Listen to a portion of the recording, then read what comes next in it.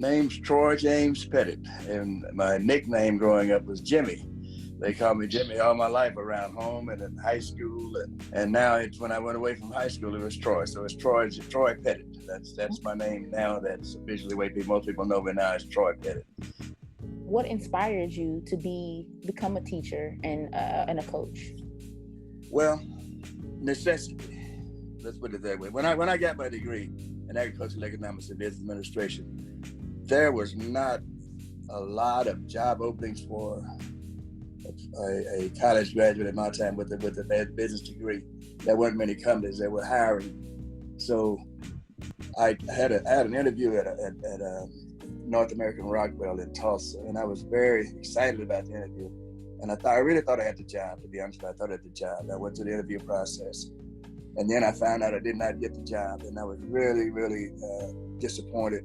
And I was married then. I got married my junior year, and so I was married then with a 1 year and a half old baby, and I needed to go to work, and I was so disappointed with that I didn't get the job. So it was in Tulsa, and my uncle lived in Tulsa. I was at his house, and I was going to my car, and he said, Jimmy, he said, you got a phone call. And I said, well, who? A phone call? Who's calling me? We didn't even have a phone in Preston. We might have had. I'm not even sure. Who could be calling me? And I went into the house, answered the phone, and it was the superintendent of schools at Wagoner, Oklahoma. He was the superintendent of school in Biggs, Oklahoma, when I went to school at the white school. He's now the superintendent of school at Wagoner, at the Wagoner Public School System at Wagoner. And they need a basketball coach and teacher at the black school in Wagoner Lincoln High School. And that is how I got my start in education. I was not an education major. I went to summer school and got my requirements so that I could teach in Oklahoma. And they needed a basketball coach, and they needed a business teacher. And my degree, I had to hire for business because I had a business minor in college.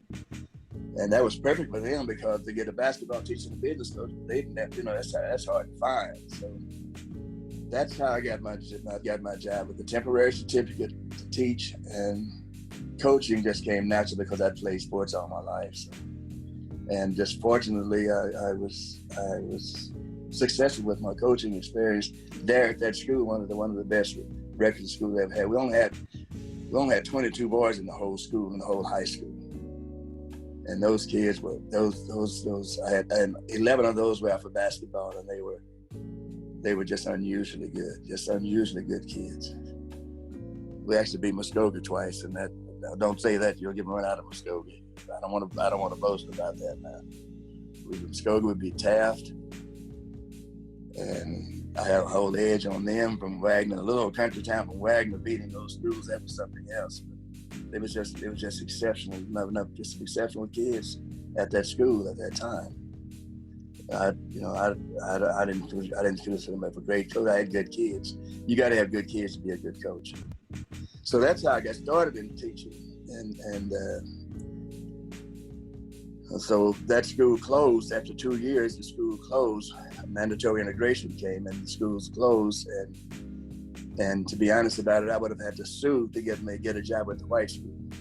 They were not giving us jobs. The only person who got a job at the white school was Mrs. B, and she lived in Wagoner for a long time. She lived there. She'd been teaching there for a long, long time. And so she sued and got her job. And she actually retired from Wagoner. She did a good job there. They liked her. But she was the only one that now there was a petition going around at the time for a white guy was needed to get me to coach at the white school, the basketball coach at the white school. But I didn't want it because I wanted to go where I was wanted. And in Oklahoma City, there was a principal in Oklahoma City, and the coach at Abbott Schoats at Muskogee, who coached the basketball team. Actually, he was a rival coach. He was going to go to football coach at Muskogee Manual Training High School. So he asked me if I wanted to go. He asked me if I would come to be the basketball coach. But I would have to be an assistant coach for a year. And I had this school in Oklahoma City was begging me to come. Oklahoma City Dungy in Oklahoma City, and they just built a new gymnasium as well. So I went to Oklahoma City, and I said if I like it, I'll stay. If I don't, I'll come back to Muskogee. And I was fortunate to come back to Muskogee. I love my job at Oklahoma City, but I just, something about Muskogee Manual Training High School that just really, you know, having coached against. Now they beat us as well. Now I didn't beat them every time. No, I understand that. They gave us a good whipping one time. I'll never forget that. But through it all, we remained friends. Dr. Schoats and Dr. Chandler, the black physician in Muskogee, was very, he had a son that played for Muskogee Manual Training High School, and we played against him and we beat them. And he was so impressed with our team. I made our kids wore shirts and ties to games and stuff. We had to wear ties to every game. I made them dress up. I want you to be proud of who you are. And he was impressed with that. And he was very instrumental in getting me back to Muskogee, to Manual Training High School, which is really where I wanted to be. I'm not going to lie about it.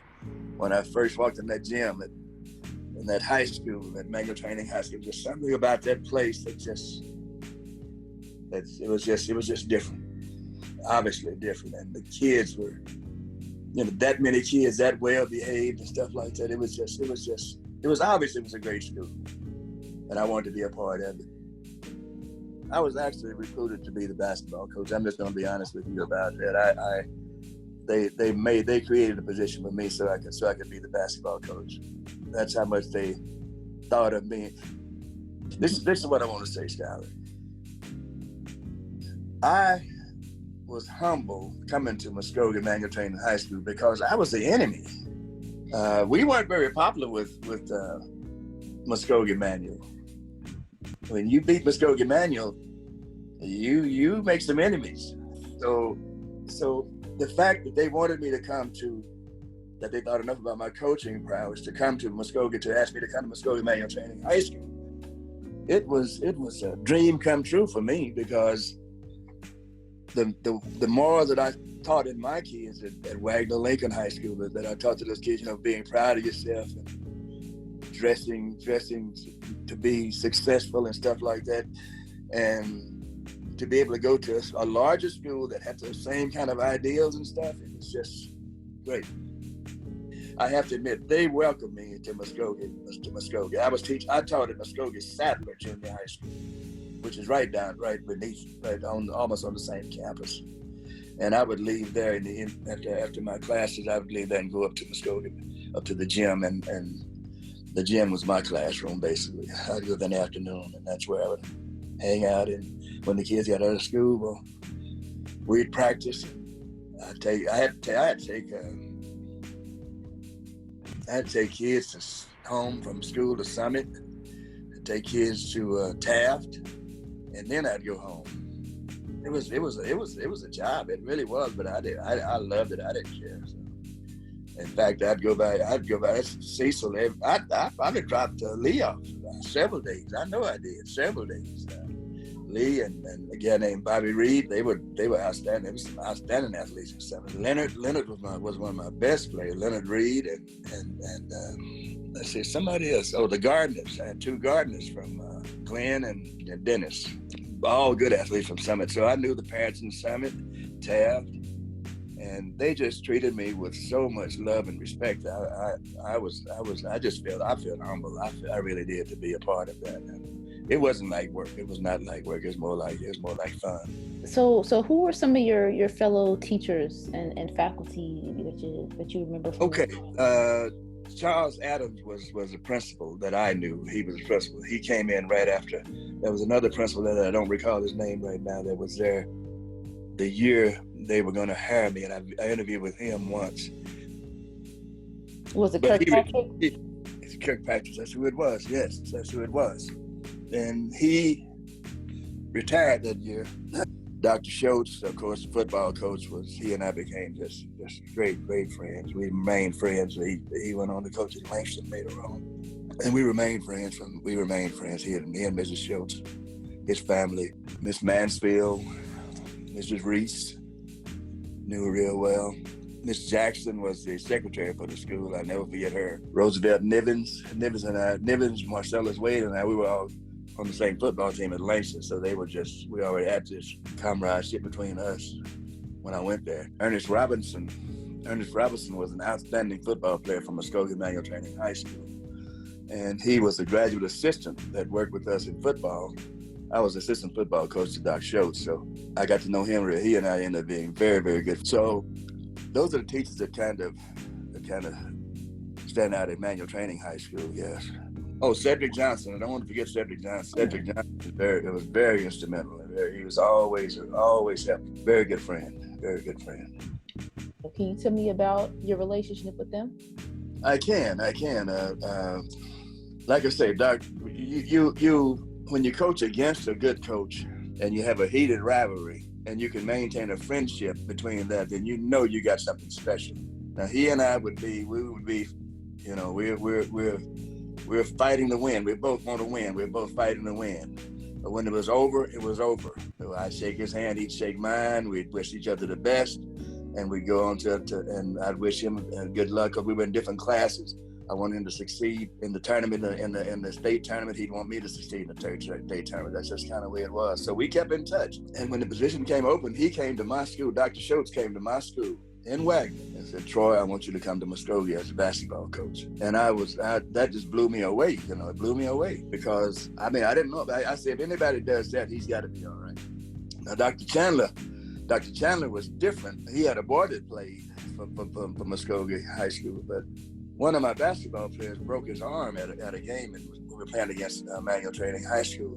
That's the game they beat us up. They beat us real good at that game, and my best player broke his arm and had to go to the emergency room. Dr. Chandler was at the emergency room. He was at the game. He was at the emergency room waiting on him when he got there. Treated him, reset the arm, didn't charge him a penny. So that's how I met him, let's say kind of officially there. And when I came back to Muskogee, well, I knew that somebody told me that he had talked to the superintendent of school, Dr. Chandler had, to encourage them to hire me as a basketball coach. So I kind of maintained a relationship with him. And he played golf. I played golf. Well, he played golf. I wasn't much of a golfer. He beat me and laughed and teased me and stuff. But it was fun. And we all played golf on Doc Schoats, and we all played golf on the weekends and stuff. So Curtis Brackeen was a good friend of mine as well. But he played for Muskogee Manual High School, All-American at Langston, and he was from Muskogee.